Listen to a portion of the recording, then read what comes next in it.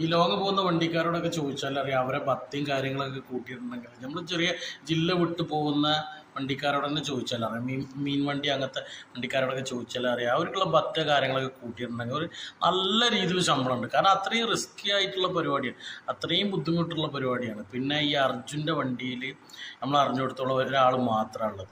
അപ്പോൾ എന്തായാലും ബത്തിയും കാര്യങ്ങളും ഇതൊക്കെ പാടെ കൂട്ടിയിട്ടുണ്ടെങ്കിൽ നല്ലൊരു എമൗണ്ട് ശമ്പളം വരാൻ സാധ്യത നല്ല രീതിയിലുണ്ട്. അപ്പോൾ ഈ 75,000 എന്നുള്ളത് മനാഫ് പറഞ്ഞ കണക്ക് ഒറ്റയടിക്ക് നിഷേധിച്ചിട്ട് അങ്ങനെ ഒരു കണക്ക്, അങ്ങനെ ഒരു ശമ്പളം അവനക്ക് കിട്ടലില്ല എന്ന് പറയുമ്പോൾ അവനക്ക് കിട്ടിയിരുന്ന ഇതിൻ്റെ മുന്നൊക്കെ ഒന്ന് ചോദിച്ച് മനസ്സിലാക്കിയിട്ട് അവനോടുള്ള അടുത്ത ബന്ധത്തിലുള്ളൊരു രീതിയിൽ നീങ്ങുന്ന ഒരാളാണെങ്കിൽ, അലിയനാണെങ്കിൽ എന്തായാലും ഈ ഒരു മറുപടി പറയില്ല, അല്ലെങ്കിൽ കള്ളം പറയുകയാണ്. അത്ര ഇതിൽ പറയാനുള്ളൂ.